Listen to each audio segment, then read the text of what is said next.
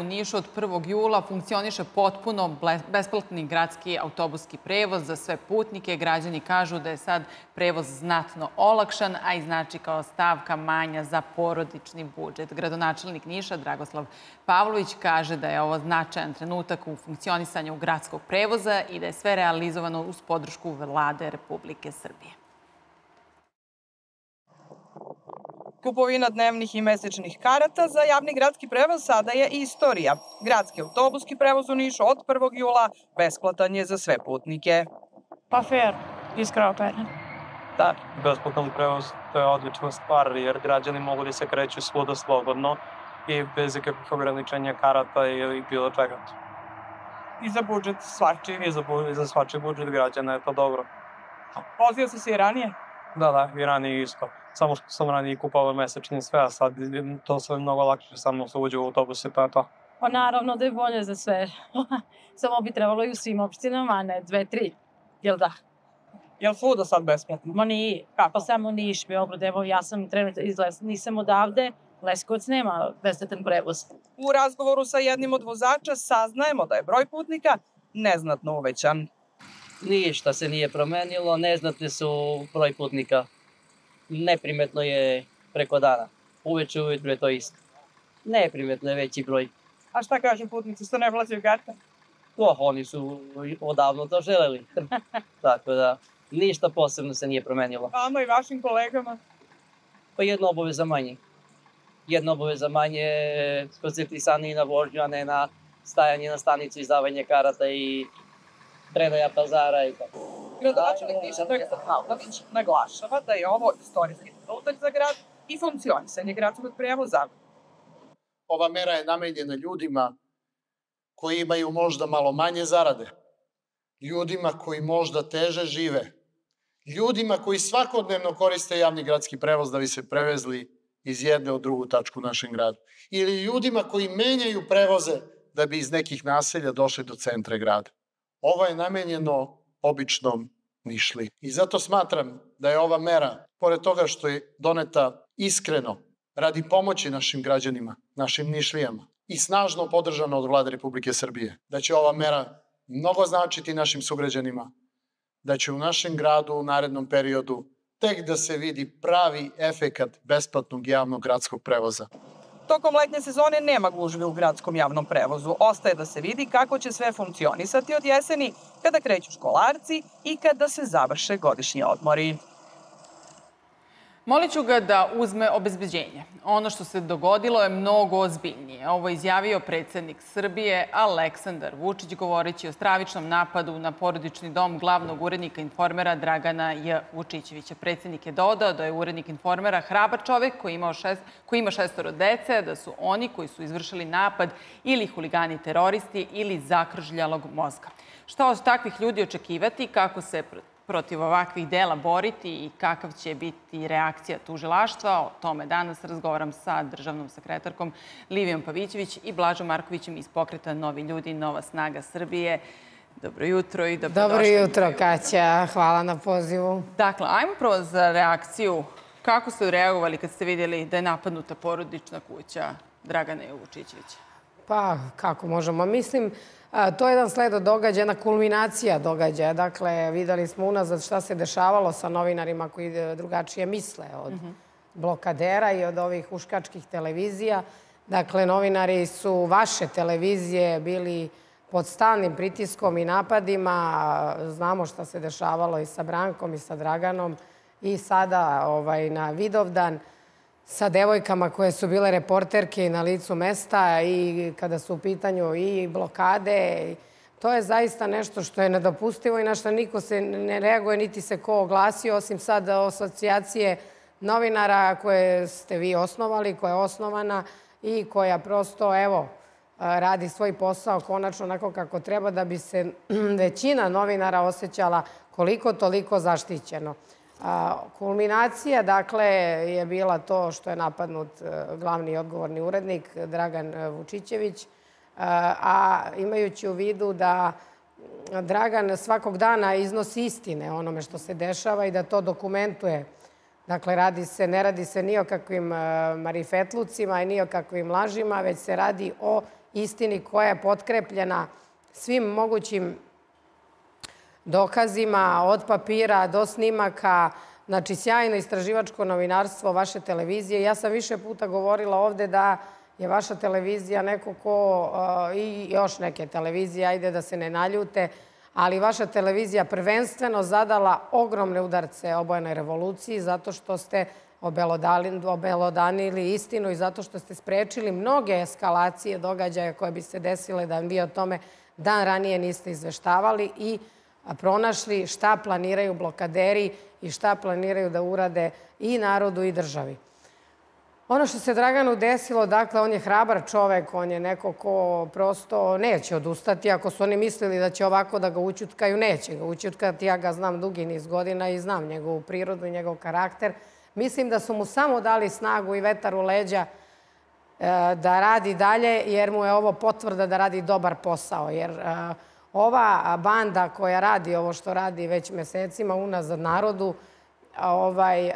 baš iz tog razloga je nemoćna, jer ne mogu protiv istine više lažima, nego su krenuli fizički da napadaju i novinarke i evo kuću Dragana Vučićevića koji ima 3 male dece. Ja mogu da kažem, evo i jednu... Što je bilo da je neko od dece bio? Da, ja mogu da kažem i tu informaciju. Ja sam se jako uplašila i onda sam se čula sa Draganom suprugom sutra dan, koja mi je rekla da je to strašno izgledalo, da se to čulo, da su ti prasci bili neverovatno jaki i da u prvom momentu dok nisu shvatili tako je šta se desilo, da je to izgledalo kao da neko udara, puca u kuću i tako dalje. Dakle, bilo bi strašno da su deca bila u kući i doživjeli bi, oni su jako mali, doživjeli bi sigurno traume, ali njih to ne zanima, kako da vam kažem. I nije samo to u pitanju. Evo, ja sad mogu da kažem da su oni objavili da imaju neke spiskove sa svima nama, i funkcionerima. Ali oni to još od novembra, u svim planovima koje su pravili, a televizija Informer je to slikavala mesecima unazad, oni su to najavljivali. Neka najavljuju, evo ja sad mogu ovako javno da kažem, vi ste jedna od najgledanijih televizija i znam da ovo gleda širok auditorijum. Dakle, ukoliko imaju i te naše spiskove, slobodno, neka krenu, neka dođu, niko se njih ne plaši, jer mi smo svi ovde da branimo ovu državu, a znamo i vidimo da je ovo ništa drugo do urušavanja države. Dakle, i malo je meni zanimljiva koincidencija da se to dogodilo na dan kada je objavljena ili sutra dan kada je objavljena ona slika one klike koja sedi u onoj kafani i piju ono vino i tako dalje. I vidimo da je neko od nas, dakle, neko nas pravi budalama sve ovo vreme, postavljanjem nekih zahteva na početku da neko njima objasni šta se desilo, na onoliku dokumentaciju od 20.000 ili koliko već strana, da se to pribavlja, da bi se ispunili neki zahtevi koji uopšte nisu bili zahtevi, nego su žele nekog da maltretiraju. Ja sad mogu da pitam njih, a šta se desilo 1. novembra i otkud vi svi sada tu? Dakle, otkud vi svi sada na istom mestu zajedno i sada treba njima postaviti pitanje šta se desilo 1. novembra. Dakle, njima treba postaviti pitanje šta se desilo 1. novembra. I njima su trebali ovi njihovi blokaderi i ostali koga to zanima da postave pitanja. Smo videli predstavnike pravosudnog sistema, dakle, videli smo tužioca za organizovani kriminal, dakle, kod koga je predmet prebačen. Njih treba pitati šta se desilo. Ne da maltretirate državu, da maltretirate narod. Evo, sinoć 20 njih na autokomandi ne može da se prođe ceo grad u 9 sati kao da je špic, zato što moraju da idu nekim drugim putanjama da bi stigli do mesta odredišta. Ljudi su ljuti, besni i predsjednik Srbije je sasvim u pravu kad kaže da će u jednom momentu stvarno njih braniti od naroda. Jer komentari naroda su već više im je dozlogrdilo, neko će izaći, mislim, mi molimo od ljude mesecima da ne odgovaraju na provokacije, da ne izlaze, da ne bi došlo do eskalacije nasilja, ali jednostavno neko će izaći i već više neće moći da trpi to, jer je ljudima stvarno dozlogrdilo sve ovo što se dešava. Hajde pogledamo što je predsjednik Srbije Aleksandar Vučić izjavio povodom napada na porodičnu kuću našeg glavnog urednika Dragana Vučićevića. Kada se ovo desilo Draganu, ja sam video kroz izveštaje koje dobijam i kroz sve drugo, i kroz priču koju mi ljudi saopštavaju, kaže mi, pa ne, ovo moramo da ispitamo šta je ovo, kako je puklo, moguće da je i od nevremena, stara kuća, nemam pojma šta je, nije ni važno. Kažem, okej, samo vas molim, ispitajte sve. Ali dobro, nema posledica, posledice su 5-10 hiljada evra, koliko je fasada, nije ni bitno, nema. Dobro, nije mu to problem, on je privatnik, sad mu firma vredi mnogo, digao vrednost firme, Bog će znati, nekad mu vredila 3-4 miliona, sad mu vredi 30, 40, 50 miliona evra. Nije smešno, ja sam srećan zbog toga, zašto ćeš da plaćaš veći porez državi, šta to mene briga. Uspeo se ti svojim radom to da napraviš, 6 dece imaš, nek naslede, nek se bave na isti način i to je to. Ja sam ih pozvao i rekao sam, vi izgleda niste razumeli. Nije to pitanje da li je neko bacao balone pune farbe. To je bilo pitanje za ovog dečaka, malo kako se zove, Vladimira Balaća. Balaća i njemu su. Njemu su celu fasadu, roditeljsku fasadu. Predsjedniče i Branki Lazić također. Evo viš, nisam to ni znao za Branku. Ja mislim da te noći da je bilo... Ali to pokazuje da je bolest otišla predaleko. I da neki ljudi moraju da budu privedeni k poznaniju prava i da je to primer na kojem mora da se gradi pravna država. I to sljedeći put, ako vam to dozvolite prvi put, ako smatrate da anesteziolog ima pravo da uzme onu motku i da tuče policajca i da se taj magarac pravi da kaže da ništa nije uradio. Imate snimak gde uzeo motku i udara po policajcu. Tačno. Sljedeći put će da uzme pištolj, da puca i da misli da ima pravo. Ne može normalan čovjek u tim godinama da bude, to može mladić da uradi nekad i da mu kažeš pogrešio si, bio si mlad. Čovjek u tim godinama ne može, a da nije magaraca da takve stvari radi. I pri tome da još misli da je u pravu. Dakle, šta je sljedeće što ćeš da uradiš? Da uzmeš pištolj, da ubiješ nekoga. I to će se desiti ukoliko ova lica ne budu privedena k poznaniji prava. I zato zahtevam od srpske policije da to završi, da pronađe one koji su to učinili. Ali možda imate neku informaciju? Ne bih da govorim o tome. Imao sam razgovor sa direktorom policije, za kojeg smatram da je izuzetan profesionalac, odličan, vredan, marljiv radnik. Ja verujem u našu državu. Ja verujem u Srbiju i verujem da ćemo to pronaći. I to je mnogo opaka poruka zlikovaca koji misle da je u njihovim rukama pravo da odlučuju o nečijim životima. Da, i gospodine Marković, jeste prvi negde korak policije da pronađe ljude koji su izvršili napad na porodičnu kuću Dragana Jovučićevića, ali onda opet dalje ide do pravosuđa. I onda? Ja volim kad Livija priča i onda mi možeš samo ja vas dve zaista uživam, majke mi, sve to elaborirate kako treba. Međutim, ja sam ovdje imao tu, da eto, na neki način sam pozvan pa sam gostovao i mogu sam da kažem to, Dragan se ne plaši, to je u redu, ali je zabrinut sigurno. Zabrinut zbog svoje dece i taj će trag ostati. Koliko kod dece ta bila mala, to će ostati. I ja sam rekao, njemu ne treba da obezbeđenje, u svakom slučaju, njemu treba kompletna dislokacija. U demokratskoj državi, kao što je ova država, u ovakvim situacijama, ovo je sljedeće. Ako je crvena farba, vidi se gore, to je znači sve ćemo ti pobiti. Drugačije nema. To je taj terorizam izazivati strah. Domaći terorizam kod nas. Tako da to je spojivo jedno sa drugim. To je nešto što je terorizam. Znači, to je prvo ide ovako, pošaljemo, evo, to je jedna, bacimo crvenu farbu i sljedeći je da ide atak na porodicu pre svega, pa onda na to. I onda je zaista, meni je teško što sam živim u državi ovako, teško mi je da toliko, da ljudi ne mogu da se bave svojim poslom i nemaju pravo na mišljenje, nego tamo da misle onako kako oni misle i da to treba tako da bude.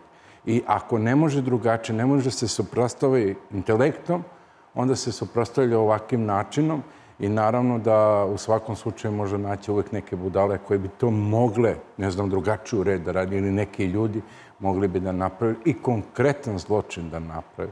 Praktično teroristički akt, jer je Dragan javna ličnost, ne može drugačije.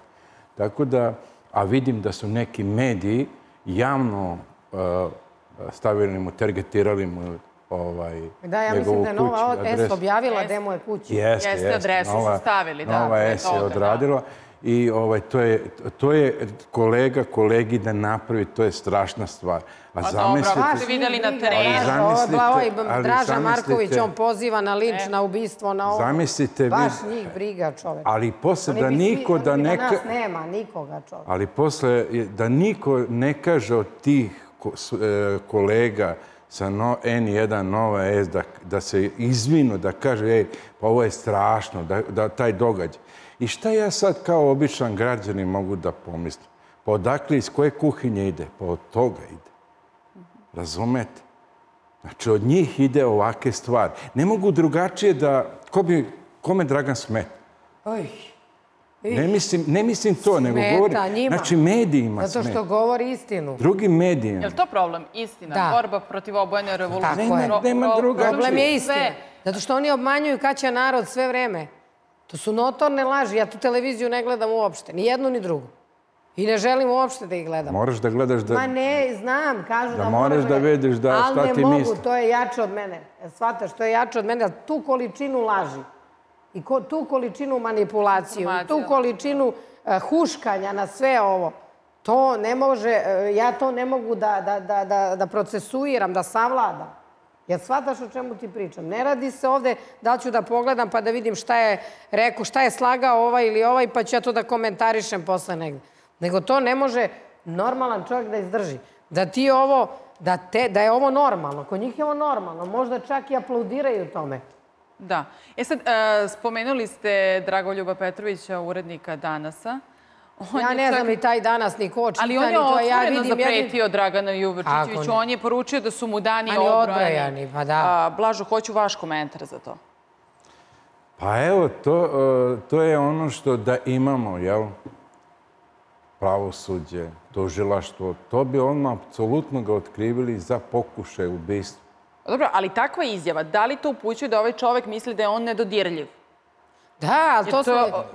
I apropo one fotografije što ste spomenuli sve. Ja govorim ono da imamo to, to bi on odmah bio optužen za pokušaj ubistva. Kako god bi to pokušao, i na porodicu. Međutim, ovde je on rekao, ili već se ode već, da jednostavno ne možeš im ništa, ne postoji zakon za njih, ne postoji ništa za njih i ovo se događa što nam se događa. I ja sam zabrinut za ovake stvari. Zabrinut. Koliko god da... Ja sam čak zabrinut i za Liviju. I za tebe. Šta će sutra... Na sebe neću, nemam potrebe. Ali iskreno da vam kažem... Možemo... Znam da se ti ne plaši. Ja sam samo zabrinut. Ja ne govorim onda da se neko plaši ili ne, ali sam zabrinut. Ali to znači onda da živimo, malo sad sve ovo konfuzno delo, to znači da živimo u društvu gde treba da budu zabrinuti ljudi koji iznose istinu. A da oni, koji manipulišu, lažu, montiraju sve, oni mogu mirno da spavaju. To sve vreme... I one su sve te krave indijske, njima ne smeš da kažeš ni A. Ako im kažeš A, podići će se UNS, NUNS, međunarodna zajednica i sve ostalo. Ali suviše nekih transparentnih, kako fotografija koje ste spomenuli malo pre sa tužiocem Bodirogom i rektorom i ljudima koji su radili za državu i rade za državu. Upravo za pad nastrašnice ili saučesnici, nebitno. Sad u ovom momentu transparentno izbacuju tu sliku, ne pokušavaju taj susret ni da sakriju, niti bilo što. S druge strane, evo imamo i Dragoljuba Petrovića koji isto transparentno vrši otvoreno, javno nasilje. Šta je pozadina? Nama niko ništa ne može. Tako je. Tako ide slika. Od blokada na ovamo tako ide. Tako su slovili sebe da nama niko ništa ne može, da mi možemo sve da kažemo. Pa evo vam jedna izjava, valjda, ne znam, nija jedna osoba koja je otišla tamo da poseti, kao da odnesu pomoć tamo ovim ljudima koji su nastradili u požaru. To je isto jedan od primjera gde je terorizam napravljen, samo što se zove za ekološki terorizam. I ona kaže ovako, rekla mi je jedan odavde meštanin da je nazvala vatrogasce i da su vatrogasci rekli ti za nas nećeš da glasaš i tako. Zamislite koja je to morbidna laž i koliko je to diže taj animozitet prema svojoj državi, prema tim vatrogascima, da toliko daleko ide. Došlo mi je da poletim, da uđem u onaj televizor. Ja sam jako staložen što se tiče toga. Ali pazite, ta izjava, ona dolazi, znači onako N1 ne drži, i onako ladno priča o tome. Znači, prema vatrogascima, kao nisi... Ona zna s kim razgovara tamo s druge žice, dežurni policajac, ni tamo vatrogasci, ni kriv, ni dužan. Ona njega oslovlja. Ne, ti nisi glasao za nas, kao to što mu izgorelo sve, nego nek ti izgori sve maltene. Ali opet onda dolazimo do toga da su po ko zna koji put bilo koju tragediju koja zadesi našu zemlju, odmah uzimaju da je zloupotrebe u svoje svrhe, političku borbu. O tome je pričao sinoć i predsjednik. Tako je, sad...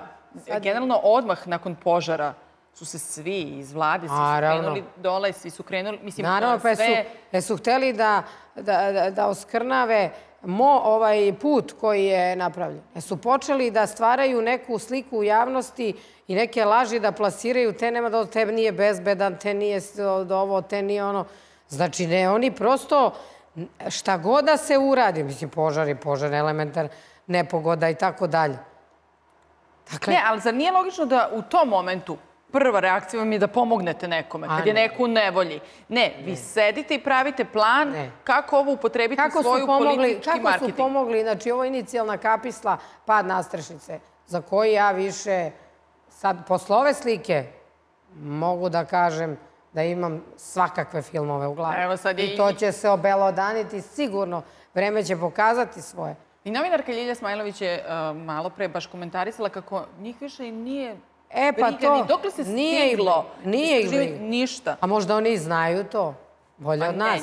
Ne, pa možda oni bolje znaju, imajući u vidu da oni su u komunikaciji i da njih podržavaju ovi koji sede za tim stolom. Jel' tako? Možda oni imaju više informacija šta se sa nastrešnicom... Ali vi ste pravnik, to je ozbiljno krivično delo. Kako ne? I ono što smo vidjeli. Kako ne? Ono je ozbiljno krivično. Ono je pripremanje terorističkih akata. Dakle, ovo sve što nam se dešava, ne znam, ja mislim slika iz novembra ili od kad je ta slika slikana, kad god da je slikana, još je teže ako je slikana pre svega ovoga. Još se onda više pitanja postavlja šta je to, ko planirao. Pa i čak i da je posle toga, posle toga slikano.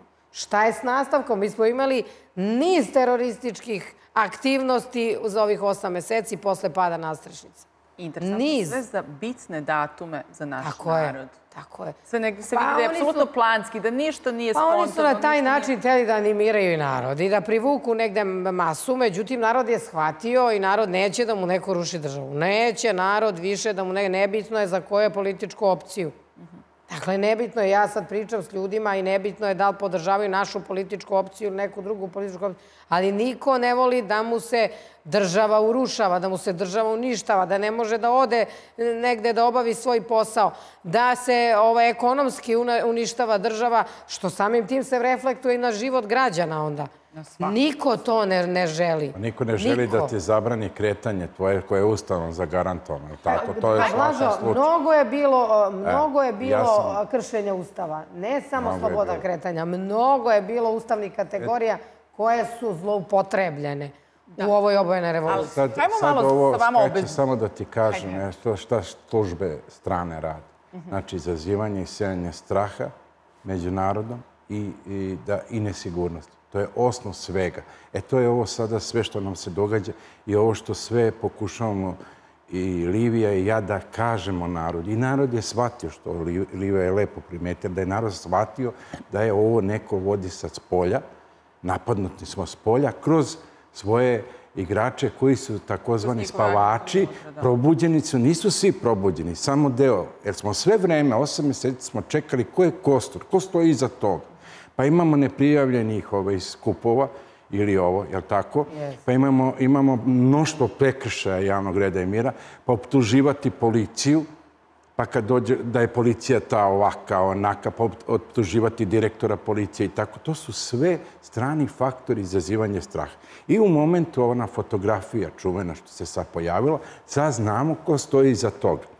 I ko je u tome najviše stradao? Znači, stradala je omladina koja treba da ide na fakultete, koje su izgubili godinu, sve su izgubili, država će se oporaviti, država je već oporavljena, ide samo napred. I šta smo došli? Ko je izgubio? Izgubili smo mi. Napunili smo slovenačke fakultete, seti se za pitanje, napunili smo slovenačke fakultete, kvotu su povećali. Godinu dana sad toliko bezobrazno otišli da godinu dana na srpskom jeziku slušaju, posle ostale slušaju 3 godine na slovenačkom. Hrvati isto, puni su im kazalište, kvote su, evo sad građane zamoljujem, tako to sam uradio i kod Jovane, zamoljavam da ne zivkaju konzulate zato što su svi puni. Kaže, skidaju naše studente, muškarce ko tamo studira, da ide u 15 dana u njihove vojsku student.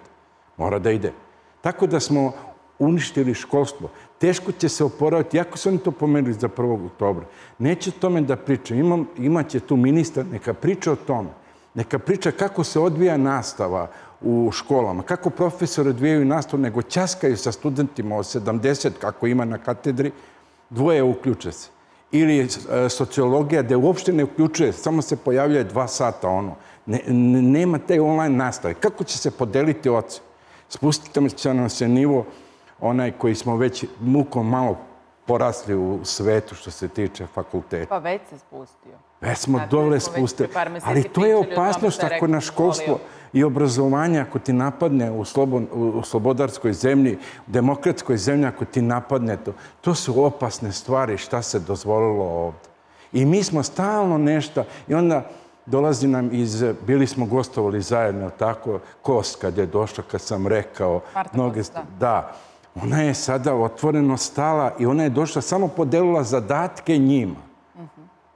Službe koje su radile, to trebate, to i to. Jer su naši, ne može on da zna od silnih knjiga. Sada, još da znate jednu stvar. Oni koji su želeli da preuzmu od tih studenta, to nisu studenti, to su već završili fakultete, koji su samo hteli da pokupe diplomu i da se presele u političke fotelje. A 1., 2., 3., šta ćemo sa 4. koji su tek upisali, šta ćemo s ta deca su stala? I onda nema više podrške, završila se podrška. Znači, više o studentima ne trebamo da razgovaramo, nego trebamo da vidimo kako ćemo da ozdravimo naš fakultet. Ono što njih, ono što njih najviše boli je što ih narod neće. I već unazad ih godinama narod neće. I oni pokušavaju silom, nasiljem, gušenjem istine, gušenjem ovoga što vi radite i što rade neke druge televizije, da jednostavno naprave spin, onda imaš taj Danas koji ne znam što ga kupujete, uopšte mi nije jasno što ga stavljate tu. Dakle, imate taj Danas, imate ove huškačke televizije koje sve vreme to rade, jer spinuju, lažu, izmišljaju, mrze, ne daju istinu da dođe na videlo, preokreću svaku situaciju. Eto, zato je to tako. Imamo danas, jer kad bi... Nemoj ga blizu mene, kad hoćete istinu da ponudite gledalcima, onda morate da imate obe strane i mi... Pa naravno, treba da se vidi svi mišljenje, sve i kako je... Ajmo kratko, samo još ovo da vam kažem. Ko je odgovoran za fakultet? Ajmo rektora da sad zapostavimo. Već smo ga locirali, dekan. Dekan je gazda, jel? Profesorima, studentima i roditeljima, onima koje deca dolaze na školovanje. Kako će onaj koji treba iz Čačka dođe u Beograd da plaća? Ko će, više nije oktobar, nego je novembar. Ko će od novembra? Može opet da blokiraju. Kako će se upiše deca na medicinski i ove druge? Kako će doći na budžet da dođe? Gde su ti profesori s fakulteta da su organizovano stali, nego su gurali decu? To me boli. Ostaje nam samo da se nadamo da su se dozvoli pameti studenti blokaderi, da su shvatili zapravo da su izgubili mnogo toga. i usporili neki svoj put ka budućnosti. Hvala vam veliko. I Srbiju nećemo dati. Naravno. I nećemo izaći iz studija Livija do godine. Kaća, produži još sad.